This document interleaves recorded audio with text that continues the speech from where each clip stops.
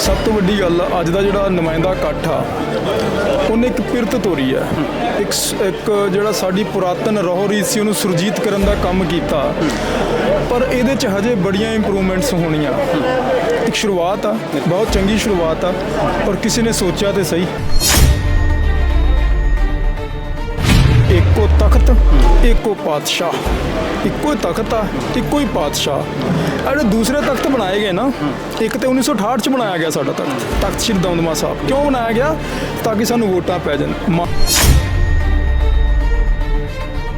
कि असी सोच सकते हैं कि अकाल तख्त साहब या असी जिन्होंने अकाली बुंगा कहने आज़ाद हो सकता, ये इस वास्ते इकट्ठ होया ना। हुण इत्थे भी 5 सिंह चुने गए, 5 सिंह चुने गए। पूछा गया भी किसी को कोई तराज आ, एक पिरत पाई गई है, पर असी उन्होंने जानते नहीं, सानू उन्हों दा पिछोकड़ नहीं पता, असी कुछ बोल नहीं सकते। साडे जदों 5 सिंह साहिबाना की चोण होवे ना, उहदे च वो बंदा चुनिया जाए जिहड़ा इंडियन डेमोक्रेसी सिस्टम नूं, साडी स्टेट पॉलिसी नूं, स्टेट डीप पॉलिसी नूं और स्टेट दी जिहड़ी एक आपां ये कह सकते हैं कि जिहड़ी उन्हें पंथ के प्रति एक नीति बनाई हुई है, उहनूं डिफेंड करने वाला होना चाहिए है। की करते हैं असी टकसालों के मुखी, निहंग सिंघां के मुखी दूजे तीजे चुनते हैं, पर असी कोई भी डॉक्टर, इंजीनियर, प्रोफैसर, वकील, जज साहबान कोई भी उन्होंने नहीं चुनते। ये साडी कौम की विडंबना आ, ये दुखांत आ साडी कौम का। That is the tragedy of our Sikh कौम। ਸਾਡੇ ਨਾਲ ਜੁੜੇ ਹੋਏ ਨੇ ਅੰਗਰੇਜ਼ ਸਿੰਘ ਪੰਨੂ ਤੇ ਆਪਾਂ ਗੱਲਬਾਤ ਕਰਦੇ ਹਾਂ। ਪੰਨੂ ਸਾਹਿਬ, ਜੋ ਅੱਜ ਇੱਥੇ ਸ਼੍ਰੀ ਅਨੰਦਪੁਰ ਸਾਹਿਬ ਵੱਖ-ਵੱਖ ਜਿਹੜੇ ਜੱਥਿਆਂ ਨੂੰ ਭੇਜੇ ਗਏ ਸੀ, ਸੱਦੇ ਭੇਜੇ ਗਏ ਸੀ, ਉਹਦੇ ਤਹਿਤ ਇੱਥੇ ਜਿਹੜੀ ਇਕੱਤਰਤਾ ਹੋਈ ਹੈ, ਵਿਸ਼ਵ ਸਿੱਖ ਇਕੱਤਰਤਾ, ਜੋ ਸ਼੍ਰੀ ਅਕਾਲ ਤਖਤ ਸਾਹਿਬ ਦੇ ਪ੍ਰਬੰਧ ਨੂੰ ਲੈ ਕੇ ਚਰਚਾਵਾਂ ਚੱਲ ਰਹੀਆਂ ਨੇ। ਅਜੇ ਤੱਕ ਜੋ ਅੰਦਰ ਚੱਲ ਰਿਹਾ ਕੰਮ ਸਾਰਾ ਲਾਸਟ ਦੇ ਵਿੱਚ ਜਿਹੜਾ ਉਹਦਾ ਗੁਰਮਤਾ ਸੋਧਿਆ ਜਾਣਾ। ਕਿਸ ਤਰ੍ਹਾਂ ਦੇਖਦੇ ਹੋ ਸਾਰੇ ਇਸ ਪ੍ਰੋਗਰਾਮ ਨੂੰ? ਸਭ ਤੋਂ ਪਹਿਲਾਂ ਤਾਂ ਮੈਂ ਸਮੂਹ ਸੰਗਤ ਨੂੰ ਵਾਹਿਗੁਰੂ ਜੀ ਕਾ ਖਾਲਸਾ ਵਾਹਿਗੁਰੂ ਜੀ ਕੀ ਫਤਿਹ ਤੁਹਾਡੇ ਚੈਨਲ ਦਾ ਧੰਨਵਾਦ ਕਰਦਾ। ਸਭ ਤੋਂ ਵੱਡੀ ਗੱਲ ਅੱਜ ਦਾ ਜਿਹੜਾ ਨੁਮਾਇੰਦਾ ਇਕੱਠ ਆ ਉਹਨੇ ਇੱਕ ਪਿਰਤ ਤੋਰੀ ਹੈ, ਇੱਕ ਜਿਹੜਾ ਸਾਡੀ ਪੁਰਾਤਨ ਰਹੁ ਰੀਤ ਸੀ ਉਹਨੂੰ ਸੁਰਜੀਤ ਕਰਨ ਦਾ ਕੰਮ ਕੀਤਾ, ਪਰ ਇਹਦੇ 'ਚ ਹਜੇ ਬੜੀਆਂ ਇੰਪਰੂਵਮੈਂਟਸ ਹੋਣੀਆਂ। ਇੱਕ ਸ਼ੁਰੂਆਤ ਆ, ਬਹੁਤ ਚੰਗੀ ਸ਼ੁਰੂਆਤ ਆ, ਔਰ ਕਿਸੇ ਨੇ ਸੋਚਿਆ ਤਾਂ ਸਹੀ। ਅਸੀਂ ਇਸ ਕਰਕੇ ਜਿਨ੍ਹਾਂ ਵੀ ਨੇ ਵੀ ਇਹ ਪ੍ਰੋਗਰਾਮ ਲਿਖਿਆ ਉਹਨਾਂ ਦਾ ਧੰਨਵਾਦ ਕਰਦੇ ਹਾਂ। ਦੂਸਰੀ ਸਭ ਤੋਂ ਵੱਡੀ ਗੱਲ ਆ, ਜਦੋਂ ਦਾ ਮੈਂ ਬੈਠਾ, ਮੈਂ ਸਵੇਰੇ 10 ਵਜੇ ਦਾ ਪ੍ਰੋਗਰਾਮ 'ਤੇ ਬੈਠਾ, ਸਾਰੇ ਬੰਦਿਆਂ ਦੇ ਸਮੂਹ ਨੂੰ ਪੰਥ ਦੱਸੀ ਜਾਂਦੇ ਆ ਵੀ ਇਹ ਖਾਲਸਾ ਪੰਥ ਆ, ਖਾਲਸਾ ਪੰਥ ਆ। ਪਰ ਅਸੀਂ ਜੇ ਗੁਰੂ ਗ੍ਰੰਥ ਸਾਹਿਬ ਦੀ ਫਿਲਾਸਫੀ ਨੂੰ ਦੇਖੀ ਤੇ ਕਿਤੇ ਵੀ ਪੰਥ ਲਫ਼ਜ਼ ਬੰਦਿਆਂ ਦੇ ਸਮੂਹ ਵਾਸਤੇ ਨਹੀਂ ਆਇਆ, ਉਹ ਗੁਰੂ ਸਾਹਿਬ ਵਾਸਤੇ ਆਇਆ। ਬਿਲਕੁਲ, ਗੁਰੂ ਹੀ ਪੰਥ ਆ, ਪੰਥ ਮੈਨੇ ਰਸਤਾ। ਬਿਲਕੁਲ। ਤੇ ਅਸੀਂ ਜਿਹੜੇ ਗੁਰੂ ਸਾਹਿਬ ਦੇ ਉਪਦੇਸ਼ ਦੇ ਚੱਲਣ ਵਾਲੇ ਆ, ਅਸੀਂ ਪੰਥਕ ਆ। ਬਿਲਕੁਲ। ਭਾਵੇਂ ਕੋਈ ਵੀ ਸਿੱਖ ਆ, ਅਸੀਂ ਪੰਥਕ ਆ, ਗੁਰੂ ਸਾਹਿਬ ਪੰਥ ਆ। ਦੂਸਰੀ ਗੱਲ, ਹੁਣੇ ਸਰਸਾ ਸਾਹਿਬ ਵੀ ਕਹਿ ਗਏ ਸ਼੍ਰੀ ਅਕਾਲ ਤਖਤ ਸੁਪਰੀਮ ਆ, ਇਹ ਹੈ। ਮੇਰਾ ਇੱਕ ਡਿਫਰੈਂਟ ਐਸਪੈਕਟ ਆ ਕਿ ਇਹ ਸ਼੍ਰੀ ਅਕਾਲ ਤਖਤ ਸਾਹਿਬ ਨਾਮ ਦਿੱਤਾ ਕਿਹਨੇ ਆ। ਸਭ ਤੋਂ ਪਹਿਲਾਂ ਗੱਲ ਇਹ ਆ, ਇਹ ਜਦੋਂ ਭਾਈ ਗੁਰਦਾਸ ਜੀ, ਬਾਬਾ ਬੁੱਢਾ ਜੀ ਤੇ 6ਵੇਂ ਪਾਤਸ਼ਾਹ ਗੁਰੂ ਹਰਗੋਬਿੰਦ ਪਾਤਸ਼ਾਹ ਨੇ ਇਹਦੀ ਨੀਂਹ ਰੱਖੀ, ਉਦੋਂ ਥੜਾ ਸਾਹਿਬ ਸੀਗਾ। ਬਾਅਦ 'ਚ ਇਹਦਾ ਨਾਮ ਅਕਾਲੀ ਬੁੰਗਾ ਰੱਖਿਆ ਗਿਆ। ਅਕਾਲੀ ਬੁੰਗੇ ਦੇ ਉੱਪਰ ਗੁਰੂ ਹਰਗੋਬਿੰਦ ਪਾਤਸ਼ਾਹ ਨੇ ਜਿਹੜਾ ਥੜਾ ਬਣਾਇਆ ਨਾ, ਮੀਰੀ ਤੇ ਪੀਰੀ ਦੇ ਸਿਧਾਂਤ ਨੂੰ ਦ੍ਰਿੜ ਕਰਾਇਆ ਸੰਗਤ ਨੂੰ, ਪਰ ਉਹਦਾ ਨਾਂ ਅਕਾਲ ਤਖਤ ਸਾਹਿਬ ਨਹੀਂ ਸੀ। ਅਕਾਲ ਤਖਤ ਸਾਹਿਬ ਨਾਮ ਗੋਰਿਆਂ ਨੇ ਦਿੱਤਾ ਸਾਨੂੰ, ਤਾਂ ਕਿ ਉਹ ਇਹਨੂੰ ਇੱਕ ਸਿਆਸਤ ਦੇ ਤੌਰ ਤੇ ਵਰਤ ਸਕਣ। ਉਹਨਾਂ ਨੇ ਸਰਬਰਾਹ ਲਾਏ ਸੀਗੇ ਵੀ ਇਹ ਸਰਬਰਾਹ ਹੈ ਜੀ, ਇਹ ਹੈਡ ਆਫ ਦਾ ਪ੍ਰੀਸਟ ਆ, ਜਿਹਨਾਂ ਪੁਜਾਰੀ ਅਸੀਂ ਕਹਿ ਦਿੰਦੇ ਹਾਂ। ਤੇ ਉਹਨਾਂ ਲੋਕਾਂ ਨੇ ਸਿਆਸਤ ਕਰਕੇ ਇਹਨੂੰ ਵਰਤਿਆ, ਉਹਨਾਂ ਨੇ ਨਾਮ ਦਿੱਤਾ ਅਕਾਲ ਤਖਤ ਸਾਹਿਬ, ਲੇਕਿਨ ਇਹਦਾ ਅਸਲੀ ਨਾਮ ਅਕਾਲੀ ਬੁੰਗਾ ਆ। ਦੂਸਰੀ ਗੱਲ, ਹੁਣ ਅਸੀਂ ਕਹਿੰਦੇ ਆ ਅਕਾਲ ਤਖਤ, ਸਾਰੇ ਹੀ ਕਹਿੰਦੇ ਆ। ਅਕਾਲ ਕਿਹਨੂੰ ਕਹਿੰਦੇ ਆ? ਪਰਮਾਤਮਾ ਨੂੰ, ਜਿਹੜਾ ਆਦ ਸੱਚ ਆ, ਜੁਗਾਦ ਸੱਚ ਆ, ਹੈ ਵੀ ਸੱਚ ਆ, ਨਾਨਕ ਹੋਸੀ ਵੀ ਸੱਚ, ਉਹ ਅਕਾਲ ਹੈ। ਤੇ ਉਹਦਾ ਤਖਤ ਫਿਰ ਕੀ ਹੈ? ਉਹਦਾ ਤਖਤ ਸਾਰਾ ਬ੍ਰਹਮਾਂਡ ਹੈ, ਕਿਉਂਕਿ ਉਹ ਸਾਰੇ ਬ੍ਰਹਮਾਂਡ 'ਚ ਵਿਰਾਜਮਾਨ ਹੈ। ਪਰ ਸਿੰਬੋਲਿਕ ਤੌਰ ਦੇ ਉੱਪਰ ਸਿੱਖ ਕੌਮ ਨੇ ਮੰਨ ਲਿਆ ਵੀ ਇਹ ਸ਼੍ਰੀ ਅਕਾਲ ਤਖਤ, ਸਿੰਬੋਲਿਕ ਤੌਰ ਤੇ, ਪੂਰਨ ਤੌਰ ਤੇ ਨਹੀਂ, ਸਿੰਬੋਲਿਕ ਕਹਿੰਦੇ ਨੇ, ਚਿੰਨ੍ਹਿਤ ਤੌਰ ਦੇ ਉੱਪਰ ਮੰਨ ਲਿਆ। ਪਰ ਹੁਣ ਤੁਸੀਂ ਹਿਸਾਬ ਲਾਓ ਕਿ ਬੰਦਿਆਂ ਦਾ ਸਮੂਹ ਪੰਥ ਹੋ ਸਕਦਾ? ਕੀ ਕੋਈ ਬੰਦਾ ਅਕਾਲ ਨੂੰ ਰਿਪਰੈਜ਼ੈਂਟ ਕਰ ਸਕਦਾ? ਸਾਡੀ ਵਿਡੰਬਨਾ। ਅਸੀਂ ਜਿਹੜਾ ਇਹ ਗੁਰਮਤੇ ਵਾਲਾ ਸਿਸਟਮ ਹੈ ਨਾ, ਇਹਦੇ ਵਿੱਚ ਅਸੀਂ ਇਹ ਹਿਸਾਬ ਲਾ ਕੇ ਚੱਲੀਏ ਕਿ ਅਕਾਲ ਤਖਤ ਸੱਚੇ ਪਾਤਸ਼ਾਹ ਦਾ ਤਖਤ ਹੈ। ਗੁਰਬਾਣੀ ਕਹਿੰਦੀ ਹੈ ਏਕੋ ਤਖਤ ਏਕੋ ਪਾਤਸ਼ਾਹ, ਇੱਕੋ ਹੀ ਤਖਤ ਆ, ਇੱਕੋ ਹੀ ਪਾਤਸ਼ਾਹ। ਜਿਹੜੇ ਦੂਸਰੇ ਤਖਤ ਬਣਾਏ ਗਏ ਨਾ, ਇੱਕ ਤੇ 1968 ਚ ਬਣਾਇਆ ਗਿਆ ਸਾਡਾ ਤਖਤ ਸ਼੍ਰੀ ਦਮਦਮਾ ਸਾਹਿਬ। ਕਿਉਂ ਬਣਾਇਆ ਗਿਆ? ਤਾਂ ਕਿ ਸਾਨੂੰ ਵੋਟਾਂ ਪੈ ਜਾਣ, ਮਾਲਵੇ ਦੇ ਸਿੱਖ ਸਾਡੇ ਨਾਲ ਜੁੜ ਜਾਣ, ਤਾਂ ਬਣਾਇਆ ਗਿਆ। ਦੂਸਰੇ ਤਖਤ ਵੀ ਇਸੇ ਤਰ੍ਹਾਂ ਪੋਲਿਟਿਕਸ ਕਰਕੇ ਬਣਾਏ ਗਏ ਆ, ਔਰ ਉਹ ਡਰਟੀ ਪੋਲਿਟਿਕਸ ਹੈ। ਇੱਕ ਹੁੰਦੀ ਹੈ ਬੜੀ ਸਾਫ਼ ਸੁਥਰੀ ਪੋਲਿਟਿਕਸ ਕਰਨੀ, ਉਹ ਪੋਲਿਟਿਕਸ ਵੀ ਧਰਮ ਦਾ ਨਾਂ ਹੁੰਦੀ, ਲੇਕਿਨ ਡਰਟੀ ਪੋਲਿਟਿਕਸ ਕਰਕੇ ਉਹ ਤਖਤ ਦਾ ਉਸਾਰੀ ਕੀਤੀ ਕਰ ਸਾਡੇ ਭੋਲੇ ਭਾਲੇ ਲੋਕਾਂ ਨੇ ਉਹਨਾਂ ਨੂੰ ਮੰਨ ਲਿਆ। ਹੁਣ ਦੋ ਤਖਤ ਜਿਹੜੇ ਪੰਜਾਬ ਤੋਂ ਬਾਹਰ ਨੇ, ਉਹਨਾਂ ਦੀ ਮਰਿਆਦਾ ਬਿਲਕੁਲ ਹਿੰਦੂਤਵ ਨਾਲ ਜੁੜੀ ਹੋਈ ਆ। ਉਹ ਬਿਲਕੁਲ ਉਹ ਚੀਜ਼ਾਂ ਕਰਦੇ ਨੇ ਜਿਹੜੀਆਂ ਨਹੀਂ ਕਰਨੀਆਂ ਚਾਹੀਦੀਆਂ, ਗੁਰਮਤਿ ਦੇ ਸਿਧਾਂਤ ਦੇ ਉਲਟ ਨੇ। ਜਿਹੜੇ ਇਹ ਤਿੰਨ ਤਖਤ ਨੇ, ਇਹ ਤਿੰਨ ਤਖਤ ਸਟੇਟ ਗਵਰਨਮੈਂਟ, ਸੈਂਟਰ ਗਵਰਨਮੈਂਟ ਔਰ ਉਹਨਾਂ ਦੇ ਨੁਮਾਇੰਦਗੀਆਂ ਦੇ ਅਧੀਨ ਚੱਲਦੇ ਨੇ। ਕੀ ਅਸੀਂ ਸੋਚ ਸਕਦੇ ਹਾਂ ਕਿ ਅਕਾਲ ਤਖਤ ਸਾਹਿਬ ਜਾਂ ਅਸੀਂ ਜਿਹਨੂੰ ਅਕਾਲੀ ਬੁੰਗਾ ਕਹਿੰਦੇ ਆ ਆਜ਼ਾਦ ਹੋ ਸਕਦਾ? ਇਹ ਇਸੇ ਵਾਸਤੇ ਇਕੱਠ ਹੋਇਆ ਨਾ। ਹੁਣ ਇੱਥੇ ਵੀ 5 ਸਿੰਘ ਚੁਣੇ ਗਏ, 5 ਸਿੰਘ ਚੁਣੇ ਗਏ। ਪੁੱਛਿਆ ਗਿਆ ਕਿ ਕਿਸੇ ਨੂੰ ਕੋਈ ਇਤਰਾਜ਼ ਆ, ਇੱਕ ਪਿਰਤ ਪਾਈ ਗਈ ਆ, ਪਰ ਅਸੀਂ ਉਹਨਾਂ ਨੂੰ ਜਾਣਦੇ ਨਹੀਂ, ਸਾਨੂੰ ਉਹਨਾਂ ਦਾ ਪਿਛੋਕੜ ਨਹੀਂ ਪਤਾ, ਅਸੀਂ ਕੁਝ ਬੋਲ ਨਹੀਂ ਸਕਦੇ ਸੀ। ਉਹ ਬਿਠਾ ਦਿੱਤੇ ਗਏ ਸੇਮ ਉਸੇ ਪੈਟਰਨ ਤੇ।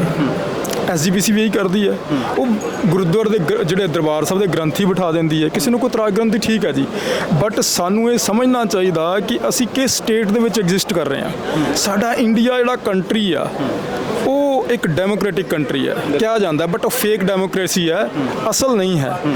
ਸਾਡੇ ਜਦੋਂ 5 ਸਿੰਘ ਸਾਹਿਬਾਨਾਂ ਦੀ ਚੋਣ ਹੋਵੇ ਨਾ, ਉਹਦੇ 'ਚ ਉਹ ਬੰਦਾ ਚੁਣਿਆ ਜਾਏ ਜਿਹੜਾ ਇੰਡੀਅਨ ਡੈਮੋਕ੍ਰੇਸੀ ਸਿਸਟਮ ਨੂੰ, ਸਾਡੀ ਸਟੇਟ ਪਾਲਿਸੀ ਨੂੰ, ਸਟੇਟ ਡੀਪ ਪਾਲਿਸੀ ਨੂੰ, ਔਰ ਸਟੇਟ ਦੀ ਜਿਹੜੀ ਇੱਕ ਆਪਾਂ ਇਹ ਕਹਿ ਸਕਦੇ ਹਾਂ ਕਿ ਜਿਹੜੀ ਉਹਨੇ ਪੰਥ ਦੇ ਪ੍ਰਤੀ ਇੱਕ ਨੀਤੀ ਬਣਾਈ ਹੋਈ ਹੈ, ਉਹਨੂੰ ਡਿਫੈਂਡ ਕਰਨ ਵਾਲਾ ਹੋਣਾ ਚਾਹੀਦਾ ਹੈ। ਉਹਨਾਂ 'ਚ ਕੋਈ ਵੀ ਨਹੀਂ ਹੁੰਦਾ। ਅਸੀਂ ਕੀ ਕਰਦੇ ਹਾਂ?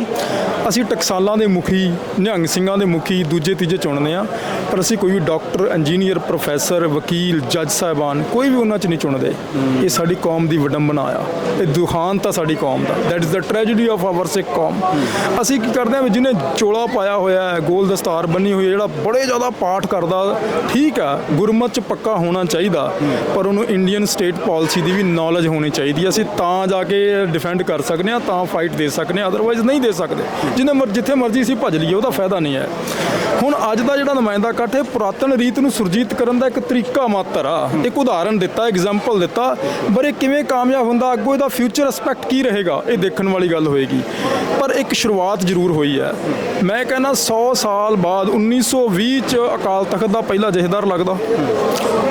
ਉਸ ਤੋਂ ਬਾਅਦ ਪਹਿਲਾਂ ਜਥੇਦਾਰ ਹੈ ਹੀ ਨਹੀਂ ਸੀ ਅਕਾਲ ਤਖਤ ਦਾ। ਅਸੀਂ ਅਕਾਲੀ ਫੂਲਾ ਸਿੰਘ ਦੀ ਗੱਲ ਕਰਨੇ ਆ। ਅਕਾਲੀ ਫੂਲਾ ਸਿੰਘ ਵਾਜ਼ ਦਾ ਪ੍ਰੈਜ਼ੀਡੈਂਟ ਆਫ ਅਕਾਲੀ ਜਥਾ, ਨੋਟ ਐ ਸ਼੍ਰੀ ਅਕਾਲ ਤਖਤ ਸਾਹਿਬ। ਉਹ ਸਿਰਫ ਜਥੇ ਐਜ਼ ਏ ਉਸ ਥੜਾ ਸਾਹਿਬ ਦੀ ਸੇਵਾ ਕਰ ਰਹੇ ਸੀ, ਇਸ ਕਰਕੇ ਉਹ ਅਸੀਂ ਮੰਨ ਲੈਂਦੇ ਹਾਂ ਉਹਨਾਂ ਨੂੰ, ਬਟ ਹੈ ਨਹੀਂ ਹੈ। ਤੇ ਹੁਣ ਜਿਹੜਾ ਅੱਜ ਅਸੀਂ ਕਹਿੰਦੇ ਵੀ ਜਥੇਦਾਰ ਸੁਤੰਤਰ ਹੋਣਾ ਚਾਹੀਦਾ, ਇੰਡੀਪੈਂਡੈਂਟ ਹੋਣਾ ਚਾਹੀਦਾ, ਇਸ ਤਰੀਕੇ ਨਾਲ ਸਰਬਤ ਖਾਲਸਾ ਦੀ ਜਿਹੜੀ ਰੀਤ ਆ ਉਹ ਹੋਣੀ ਚਾਹੀਦੀ ਹੈ। ਹਰ ਮਤਲਬ ਹੁਣ ਸਿੱਖ ਪੰਜਾਬ ਵਿੱਚ ਤਾਂ ਨਹੀਂ ਰਹਿ ਗਏ ਨਾ ਕਿਤੇ, ਹਰਿਆਣੇ 'ਚ ਵੀ ਨੇ, ਦਿੱਲੀ 'ਚ ਵੀ ਨੇ, ਚੰਡੀਗੜ੍ਹ ਵੀ ਨੇ, ਯੂਪੀ 'ਚ ਵੀ ਨੇ, ਬਿਹਾਰ 'ਚ ਵੀ ਨੇ, ਇੰਡੀਆ ਸਾਰੀ ਸਟੇਟਾਂ 'ਚ ਸਿੱਖ ਆ, 117 ਦੇਸ਼ਾਂ 'ਚ ਸਿੱਖ ਆ। ਉਹਨਾਂ 117 ਦੇਸ਼ਾਂ ਦੇ ਨੁਮਾਇੰਦੇ ਬੁਲਾਏ ਜਾਣ, ਉਹ ਡਿਸਾਈਡ ਕਰਨ। ਔਰ ਸਭ ਤੋਂ ਵੱਡੀ ਗੱਲ, ਤੁਸੀਂ ਅੱਜ ਇਹ ਗੁਰਮਤਾ ਹੁੰਦਾ ਆ ਵੀ ਅਕਾਲ ਤਖਤ ਆਜ਼ਾਦ ਹੋਣਾ ਚਾਹੀਦਾ। ਦੂਜਾ, ਤੁਸੀਂ ਕੀ ਸੋਚਦੇ ਹੋ ਵੀ ਸਟੇਟ ਇਹਦੇ ਤੇ ਖੁਸ਼ ਹੋਊਗਾ? ਸਟੇਟ ਕਦੀ ਵੀ ਨਹੀਂ ਚਾਹੁੰਦਾ ਸਿੱਖ ਆਜ਼ਾਦ ਹੋਣ, ਉਹਨਾਂ ਦੇ ਕੋਈ ਵੀ ਚੀਜ਼ ਜਿਹੜੀ ਇੰਡੀਪੈਂਡੈਂਟ ਉਹ ਸੋਚ ਰੱਖਦੇ ਹੋਣ।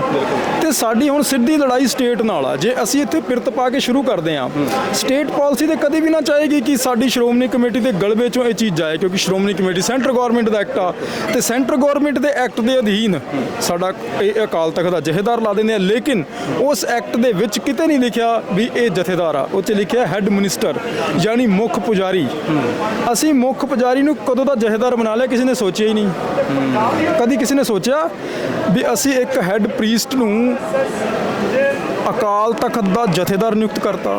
ਕਿਸੇ ਨੇ ਸੋਚਿਆ ਹੀ ਨਹੀਂ, ਕਿਸੇ ਨੇ ਪਰਵਾਹ ਵੀ ਨਹੀਂ ਕੀਤੀ। ਅੱਜ ਵੀ ਅਸੀਂ ਉਹੀ ਗੱਲ ਕਰ ਰਹੇ ਹਾਂ ਵੀ ਅਕਾਲ ਤਖਤ ਦਾ ਜਥੇਦਾਰ ਕਿੱਦਾਂ ਹੋਣਾ ਚਾਹੀਦਾ। ਨਹੀਂ, ਅੱਜ ਸਾਨੂੰ ਸਿਸਟਮ ਦੀ ਲੋੜ ਆ ਕਿ ਅਸੀਂ ਉਸ ਸਿਸਟਮ ਦੇ ਵਿੱਚ ਰਹਿ ਕੇ ਸਿਲੈਕਸ਼ਨ ਦਾ ਪ੍ਰੋਸੈਸ ਚੁਣੀਏ ਪੂਰੀ ਸੰਗਤ ਦੇ ਵਿੱਚੋਂ, ਪੂਰੀ ਸੰਗਤ ਦੇ ਵਿੱਚੋਂ 15 ਜ਼ਰੂਰੀ ਨਹੀਂ 5 ਚੁਣੇ ਜਾਣ, 10 20 21 ਬੰਦੇ ਚੁਣੇ ਜਾਣ ਜਿਹੜੇ ਆਪਣੇ ਸਟੇਟ ਪਾਲਿਸੀ ਦੇ ਡਿਸੀਜਨ ਲੈ ਸਕਣ ਔਰ ਸਾਨੂੰ ਇੰਡੀਪੈਂਡੈਂਟ ਹੱਕ ਲੈ ਕੇ ਦੇ ਸਕਣ।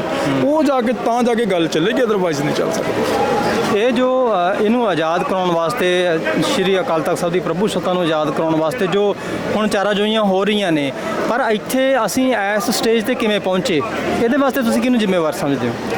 ਅਸੀਂ ਸਾਰੇ ਜ਼ਿੰਮੇਵਾਰ ਹਾਂ। ਲੋਕ ਕਹਿੰਦੇ ਸ਼੍ਰੋਮਣੀ ਕਮੇਟੀ, ਮੈਂ ਕਹਿੰਦਾ ਨਹੀਂ, ਵੀ ਆਰ ਦਾ ਰਿਸਪੌਂਸਿਬਲ।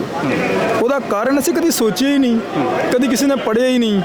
ਜਿਹੜੇ ਵਿਚਾਰੇ ਥੋੜਾ ਬਹੁਤ ਬੋਲਦੇ ਸੀਗੇ, ਜਿਵੇਂ ਪ੍ਰੋਫੈਸਰ ਦਰਸ਼ਨ ਸਿੰਘ ਬੋਲੇ ਜਾਂ ਰਜਿੰਦਰ ਸਿੰਘ ਖਾਲਸਾ ਬੋਲੇ, ਉਹਨਾਂ ਨੇ ਬੁੱਕ ਵੀ ਲਿਖੀ ਇਹਦੇ ਤੇ, ਅਸੀਂ ਕਦੀ ਉਹਨਾਂ ਨੂੰ ਪੜ੍ਹਿਆ ਹੀ ਨਹੀਂ।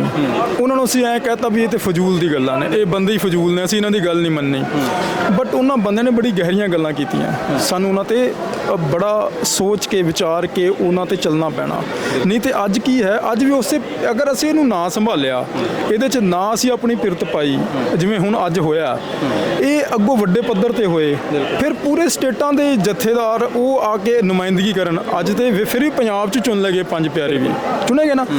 ਹਰਿਆਣਾ ਦਿੱਲੀ ਤੋਂ ਸਿੱਖ ਆਏ ਸੀਗੇ, ਕਿਉਂ ਨਹੀਂ ਲੈ ਗਏ? ਸਭ ਨੂੰ ਲਿਆ ਜਾਣਾ ਚਾਹੀਦਾ। ਦੂਸਰੀ ਗੱਲ ਇੱਕ ਹੋਰ ਮੈਂ ਤੁਹਾਨੂੰ ਇੰਪੋਰਟੈਂਟ ਦੱਸਦਾ, ਆਲ ਇੰਡੀਆ ਗੁਰਦੁਆਰਾ ਐਕਟ ਆ, ਉਹ ਲਾਗੂ ਹੀ ਨਹੀਂ ਹੁੰਦਾ।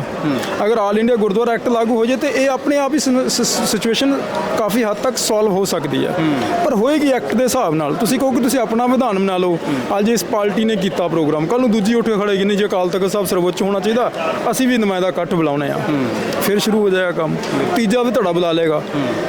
ਇਹ ਦੇਖੋ, ਸਾਨੂੰ ਇਹਦਾ ਵਿਧਾਨ ਬਣਾਉਣਾ ਪੈਣਾ, ਸੰਵਿਧਾਨ ਬਣਾਉਣਾ ਪੈਣਾ, ਇਹਦੀ ਪਾਲਿਸੀਜ਼ ਘੜਨੀਆਂ ਪੈਣੀਆਂ, ਤਾਂ ਜਾ ਕੇ ਹੋਏਗਾ। ਅਦਰਵਾਈਜ਼ ਬੱਬਰ ਸ਼ੇਰ ਸਿੰਘ ਜੀ ਬਹੁਤ ਔਖਾ, ਬਹੁਤ ਔਖਾ, ਕਿਉਂਕਿ ਸਾਡੀ ਸਿੱਧੀ ਲੜਾਈ ਸਟੇਟ ਨਾਲ ਆ। ਸਟੇਟ ਨਾਲ ਤਾਂ ਆ, ਸਟੇਟ ਕਦੀ ਵੀ ਨਹੀਂ ਚਾਹੇਗਾ ਕਿ ਤੁਸੀਂ ਉਹਨਾਂ ਦੇ ਗਲਬੇ 'ਚੋਂ ਬਾਹਰ ਆਓ, ਤੁਸੀਂ ਉਹਨਾਂ ਦੀ ਪਕੜ 'ਚ ਰਹੋ। ਉਹ ਆਪਣਾ ਇਨਫਲੂਐਂਸ ਜਿਹੜਾ ਤੁਹਾਡੇ ਤੇ ਬਣਾ ਕੇ ਰੱਖਣਾ ਚਾਹੁੰਦੇ ਆ, ਇਹ ਗੱਲ ਆ। ਬਿਲਕੁਲ। ਸੋ ਇਹ ਸਨ ਐਡਵੋਕੇਟ ਅੰਗਰੇਜ਼ ਸਿੰਘ ਪੰਨੂ, ਜਿਨ੍ਹਾਂ ਨੇ ਬੜਾ ਵਿਸਥਾਰ ਦੇ ਨਾਲ ਦੱਸਿਆ ਕਿ ਕਿਸ ਤਰ੍ਹਾਂ ਜਿਹੜੀ ਹੈ ਇੱਕ ਜਿਹੜੀ ਨਵੀਂ ਪਿਰਤ ਪਾਈ ਜਾ ਰਹੀ ਹੈ। ਇਹ ਵੈਸੇ ਬਹੁਤ ਹੀ ਸ਼ਲਾਘਾਯੋਗ ਕਦਮ ਹੈ ਆਉਣ ਵਾਲੇ ਸਮੇਂ ਦੇ ਵਿੱਚ ਜੇ ਇਹਦੇ ਉੱਤੇ ਕੰਮ ਹੁੰਦਾ, ਪਰ ਕਿਤੇ ਨਾ ਕਿਤੇ ਜਿਹੜੇ ਆ ਇੰਟੈਲੈਕਚੁਅਲ ਧਿਰ ਵੀ ਜਿਹੜੀ ਆ ਉਹ ਵੀ ਨਾਲ ਜਿਹੜੀ ਲੈਣੀ ਜ਼ਰੂਰੀ ਹੈ, ਤਾਂ ਕਿ ਜਿਹੜੀ ਸਟੇਟ ਪਾਲਿਸੀ ਨੂੰ ਚੰਗੀ ਤਰ੍ਹਾਂ ਸਮਝਦੀ ਹੋਵੇ। ਸੋ ਇਸੇ ਤਰ੍ਹਾਂ ਅਸੀਂ ਜਿਹੜੀਆਂ ਪੰਥਕ ਸਿੱਖਿਆ ਦੇ ਨਾਲ ਫੇਰ ਹੋਰ ਗੱਲਬਾਤ ਕਰਾਉਂਦੇ ਰਹਾਂਗੇ। ਤਦ ਤੱਕ ਲਈ ਵਾਹਿਗੁਰੂ ਜੀ ਕਾ ਖਾਲਸਾ, ਵਾਹਿਗੁਰੂ ਜੀ ਕੀ ਫਤਿਹ।